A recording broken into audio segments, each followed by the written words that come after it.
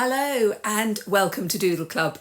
I'm Cate Field and today I'm sharing one of my favourite tutorials from the Doodle Club archives because I'm away for a little while celebrating my daughter's wedding. How exciting is that?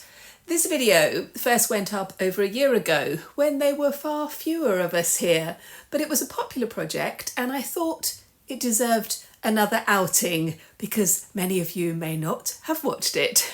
We'll be making handmade watercolour bookmarks and adding favourite lines of poetry or quotes to them. And you will spot a mistake that I made and I kept it in. It's a joyful project, perfect if you love books like me or if you'd like to make a thoughtful gift for another book lover. So settle in, gather a few supplies and enjoy this creative little journey with me. Let's go.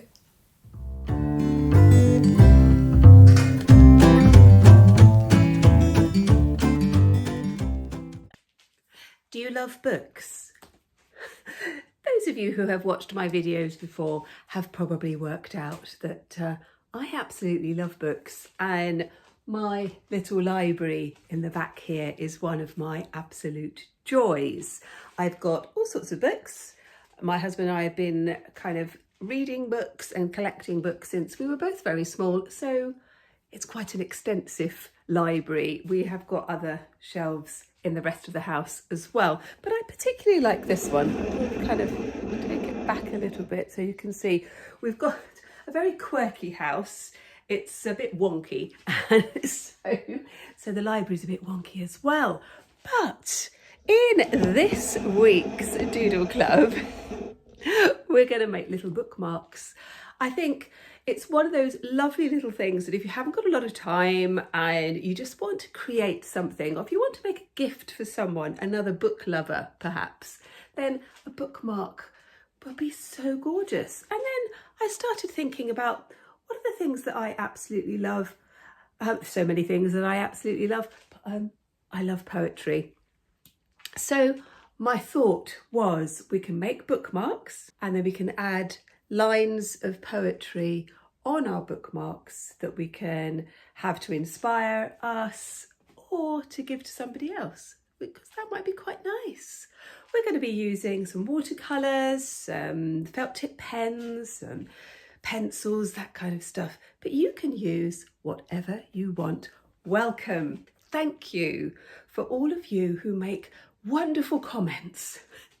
It's heartwarming and I love it. Thank you so much. So this is what we're going to do. So get yourself ready.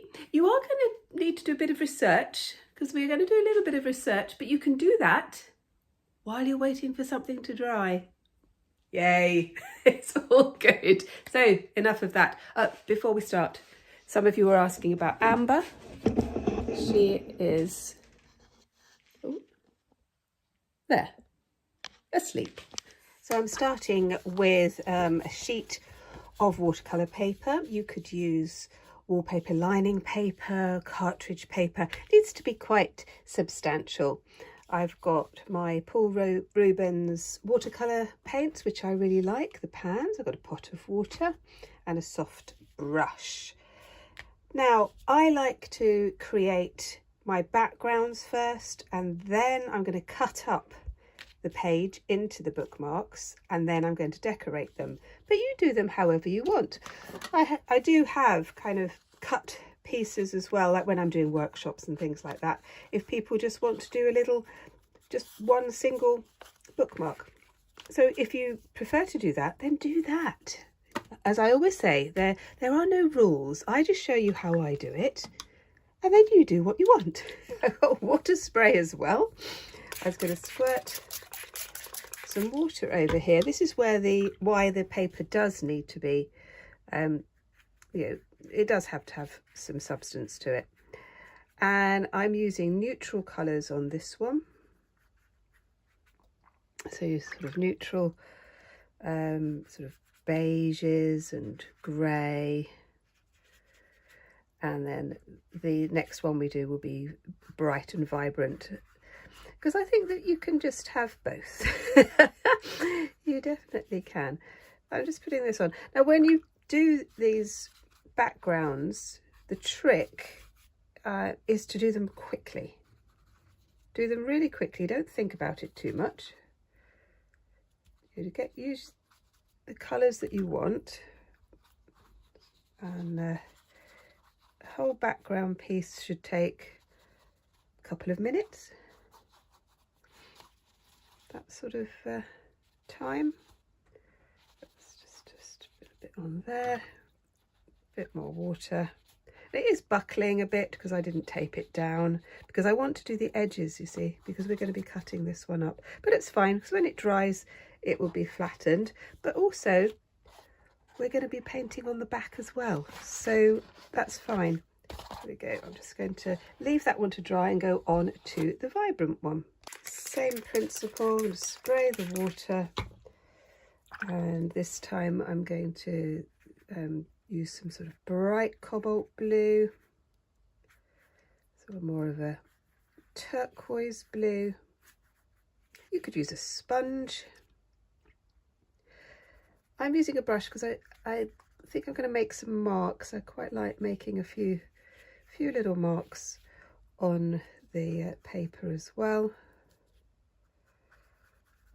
Let's see, I'm using the blues on this palette, and then I'm just going to add a little bit of the lime green, which is, as you can see, I use the lime green a lot. I really like it.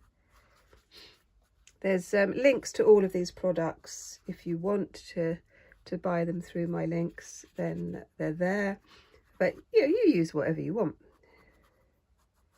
Let's put that there. And I think I'm just going to leave that one like that and leave that one to dry.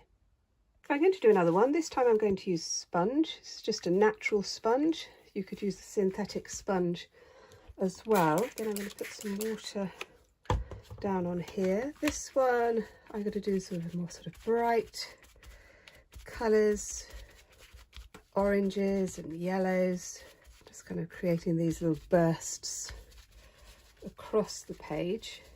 Going right to the edge, because remember we are going to be cutting up these pieces. Just going to add a little bit more water like that. Just a little bit more of that, and that one gets left to dry. And now my final one, bit of water, and I'm going to stick to my blues using the natural sponge. I really love the textures you get when you use a natural sponge. Prussian blue, it's rather lovely. And then just find a little bit of purple, put those in like that. Let's just give that a squirt. If you feel that that's just a little bit too much, you can get your rag like that, or you can get bit of tissue, take some of that off if you think that was a bit too much. Let's do that, just ordinary bit of tissue. I'm really liking that pattern.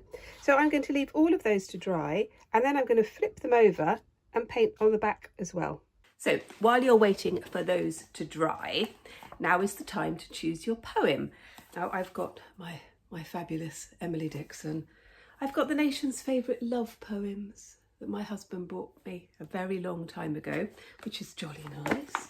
And then I've got this book called Saved by a Poem. Oh my gosh, it's wonderful, just absolutely wonderful. So you choose what you want. Now I had a bit of research. I thought, what am I going to do? Emily has got to appear, I think. She really has, because she is just fabulous. But there are other poets that perhaps are lesser known that might be really nice as well. So like Mary Oliver, another American poet, Lucille Clifton, that beautiful poems. So have a think about the poem, think about the line that you want to put onto the bookmark, make it personal to you or to the person you're going to give it to, and just really enjoy the research bit of finding your poem. Now, when I've done this in workshops, some people have thought, well, I don't really know any poems. You know, I've never really got into poetry. And so I say, well, what about the lyric of a song, or the words of a familiar prayer, or a hymn, or, you know, something like that. And then people can start to open up and think, oh yeah, I really liked that line. Or it might be a phrase that your grandmother used to say.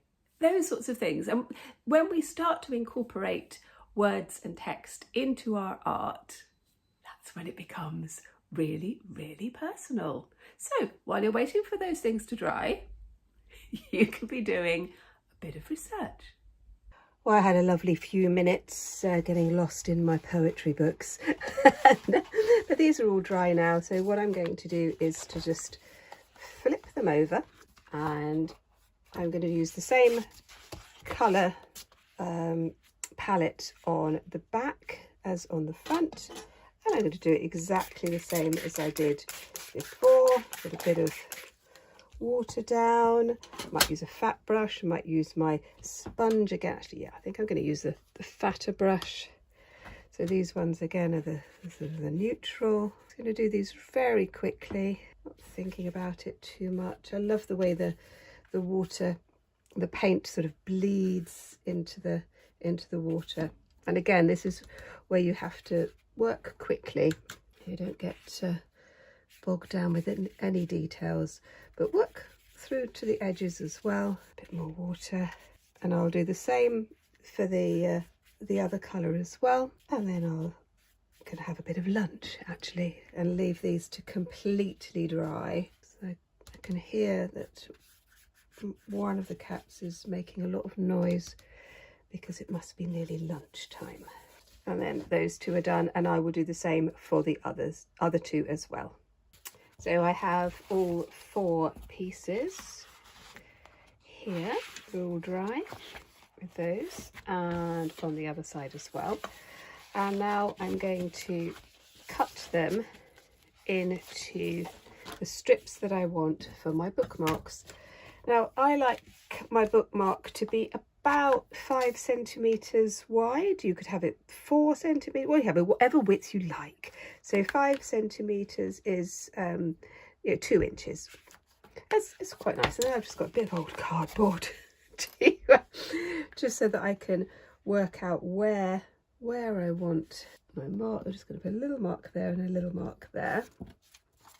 I'm just going to work my way across, and then I'm just going to use a craft knife. If you've got a guillotine, you could use that. If you've got a pair of scissors, that will do. That's fine. Or you could tear them if you want a more kind of jaggedy edge. So I've just got my cutting mat, just going to line up those bits there, and then just run the knife down. And I'm going to do that right across until I've got a whole selection of bookmarks. So here they are. I've just did 2 of the pages, so you can see that they've got the pattern on both sides. And we're going to start off by doing a little bit of decoration. I'm just going to pop those there. Now I'm going to use some acrylic markers, and I'm going to use one of my favourite fountain pens, which I absolutely love. And I've got a Sharpie pen. I think we might use some of those, and I'm just going to play around with some colours. And this is the lovely bit that you can just set yourself some time, perhaps put some music on, something like that, or listen to a story or to some poetry. That would be lovely, wouldn't it? Be so lovely. And what we're going to do is to look at the sort of spaces that we've got, think about the poem that we want to do, and just start to write. Now you could turn it round this way and write this way. You can write across, or you can write down, whatever you want. You can just play with this idea. I'm going to start with one of my favourite quotes from my lovely Emily, which is "Dwell in possibility." And I'm just going to pop it into this white bit here with this acrylic pen. Just going to write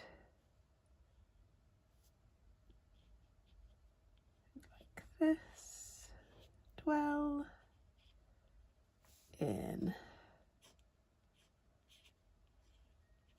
possibility.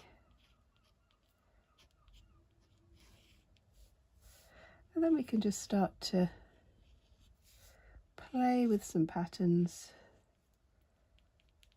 some dots and some doodles, like this. And then I'm going to write with my fountain pen that this is Emily. There we are. And then we can just sort of put in a few marks, some dots, bit of mark making, things like that. And this is where you can just let your mind play for a little bit. You can just doodle a few little scribbly lines down. Think about the colours that you've already put down. See what might work. Put in some circles like this, and we can just play with lots and lots of different ideas. And you can leave one to one side and get another one. So this is from the same page, but on the other side is a different colour. And maybe on this one, let's just put that one there, like that. I'll do my Mary Oliver one, which is tell me, what is it you plan to do with your one wild and precious life? How wonderful is that? What is it you plan to do?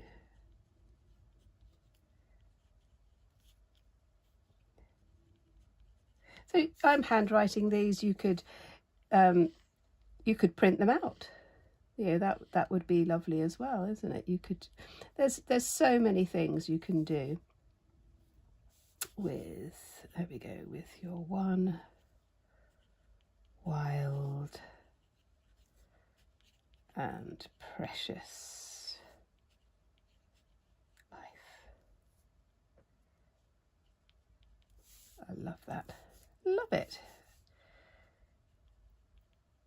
Mary. There we go. I have created a download of all of the poets that I've mentioned with some quotes. So if you'd like that, it's completely free. You can have that as a little gift from me. There we go. There are just so many things that we can do, and you can make this so personal. So there are my first two. I'm sure you have got lots and lots of ideas. I'm going to do a few more and I'll come back and I'll show you how I finish them off. Oh, I've really enjoyed making these. I've done the backgrounds on all of them now, and I've just started to write some of the words. I'm just going to show you some of these. So they've all got patterns on the back. I've done some of these with the watercolour paint, and I've done some with acrylic pens, and I just want you to see the variety of different things that you can do.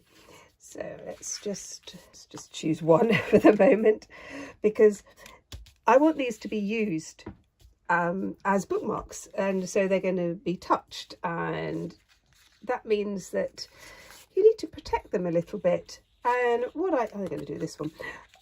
What I like to use is a gel medium, but you could use PVA glue watered down a little bit. That would work just as well. So I'm just going to get a soft brush, and basically what we're doing is putting a protective varnish really over the top. And again, you do it really, really quickly, because it will kind of bleed, but that's okay, because I quite like that effect. And it would take a little time to dry. I'll do the other side as well, And I will do all of the ones that I have finished. But even if you varnished these, you can go over the top with an acrylic pen if you want to. So I'm going to leave those ones to dry because it does take a little while to dry. And then I'm just going to show you that I will put, oh no, I've lost my hole punch. Here it is. I've just got a single hole punch, and I usually just put a punch in the middle there. I've just eyeballed it, and then perhaps a piece of ribbon or a piece of nice string or thread just to finish it off. So I'm just going to leave those ones. There's a couple more bits that I want to do on here. I'm just going to show you.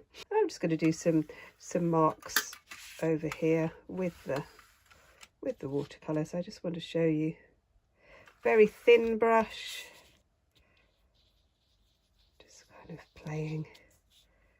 I do a lot of playing in my art. Quite liking that. Add a little bit of water to it just to get that sort of effect. And then you can do some lines. We're using the brush very lightly. So don't hold your brush like a pencil. It's not a pencil. Just hold it. Keep your fingers and your wrist loose.